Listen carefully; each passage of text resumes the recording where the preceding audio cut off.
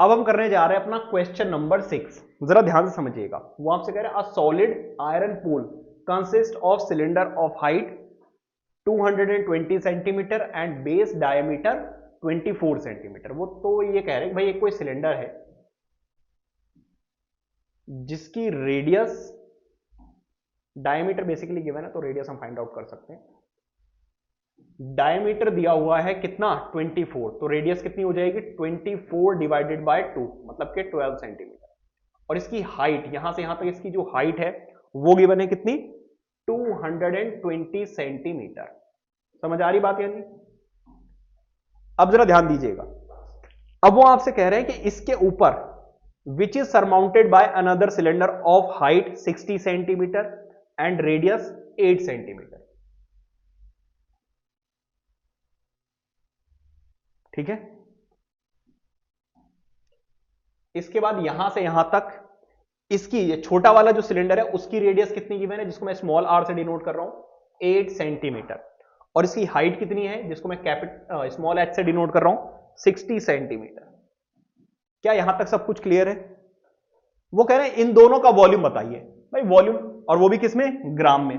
अगर 1000 से ज्यादा ग्राम में होगा तो उसको हम केजी में लिखेंगे, ठीक है। और अगर कम हुआ 1000 से तो हम उसको ग्राम में ही रहने देंगे। तो भाई इन दोनों का वॉल्यूम मैंने सारी चीजें पहले ही लिख रखी हैं। रेडियस ऑफ लार्जर सिलेंडर कितनी है, कैपिटल आर, क्योंकि डायमीटर दिया हुआ है तो 2 से डिवाइड करोगे आंसर आ जाएगा 12 centimetre. Height of larger cylinder कितनी है 220 centimetre. Radius of smaller cylinder कितनी है 8 centimetre. Height of smaller cylinder कितनी है 60 सेंटीमीटर। समझ गए। अब जरा ध्यान दीजिएगा। वॉल्यूम ऑफ उन्होंने क्या पूछा है, find the mass of pole. Mass of pole, चलो पहले वॉल्यूम निकाल लेते हैं। वॉल्यूम ऑफ, ऐसे लिखना, टोटल वॉल्यूम ऑफ पोल्स कितना आ जाएगा भाई। ऑब्वियस सी बात है volume of larger cylinder plus volume of smaller cylinder. समझ आ रही बात यानी। अब जरा ध्यान दीजिएगा। वॉल्यूम ऑफ लार्जर सिलेंडर क्या है, बड़े वाले का, ऑब्वियस सी बात है पाई आर स्क्वायर इंटू एच। तो ऑब्वियस सी बात है कि कैपिटल आर और कैपिटल एच लेंगे, क्योंकि इसकी रेडियस को मैंने कैपिटल आर और हाइट को मैंने कैपिटल एच से डिनोट किया है। छोटे वाली की अगर मैं बात करूं तो उसका होगा पाई आर स्क्वायर इंटू एच। कुछ कॉमन नजर आ रहा है। पाई की वैल्यू उन्होंने 3.14 यूज करने के लिए बोली, तो पाई मैं कॉमन ले सकता हूं, कैपिटल आर और एच ऐसे ही छोड़ दीजिए, स्मॉल आर और एच ऐसे ही छोड़ दीजिए। अब जरा ध्यान दीजिएगा, मैं यहां पे इनकी वैल्यूज पुट कर रहा हूं। पाई की वैल्यू कितनी है 3.14, कैपिटल आर की वैल्यू कितनी है, कैपिटल आर की वैल्यू है यहां पर 12, क्योंकि 12 का स्क्वायर करना है तो मैं इसको 2 बार लिख रहा हूं, ठीक है, रेडियस का स्क्वायर। इसकी हाइट कितनी है 220 प्लस स्मॉल रेडियस की, स्मॉल पोल की रेडियस कितनी है 8, तो 8 का स्क्वायर 8 इंटू 8, और h की वैल्यू कितनी है 60, तो यहां पर आ जाएगा 60। क्या यहां तक सब कुछ क्लियर है?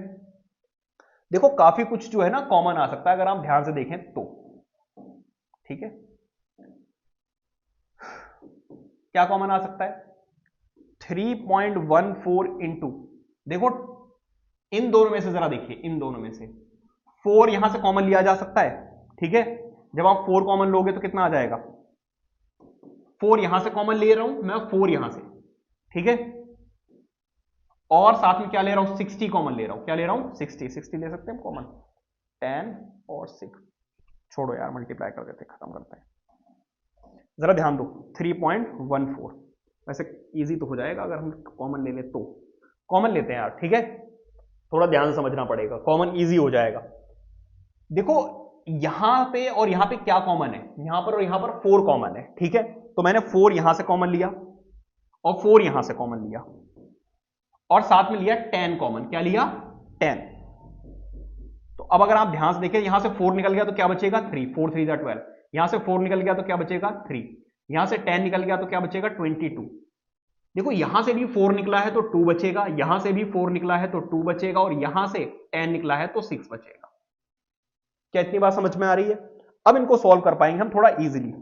देखो इस 10 को इससे मल्टीप्लाई करोगे तो आ जाएगा 31.4। 4 4 जा होता है 16, ठीक है। देखो 3 3 जा 9, और 9 को 2 से मल्टीप्लाई करोगे तो 18, और 18 और 1 19, ये आ जाएगा 198। और यहां देखो 4 6 जा कितना होता है 24। क्या यहां तक सब कुछ क्लियर है? अब जरा ध्यान दीजिएगा, 16 और 3.14 को जरा सॉल्व कर लीजिए।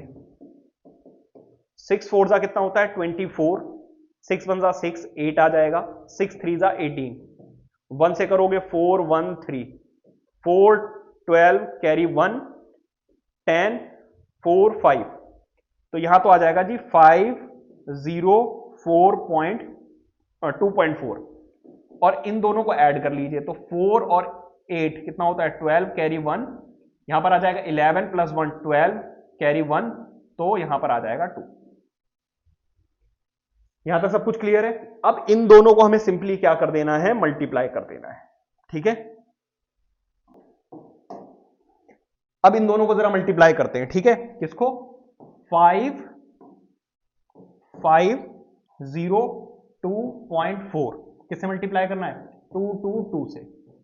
अब देखो एक बार बस 2 से मल्टीप्लाई करना है, बाकी सारे तो सेम रहेंगे। तो 2 4 जा 8, और 2 2 जा 4, फिर 0, और 5 2 जा 10। यही बार बार चीज जो है वो रिपीट होगी, ठीक है। 8400 फिर 1। अब इसको ऐड करो, ऐड करोगे आंसर कितना आ जाएगा जरा ध्यान दीजिएगा।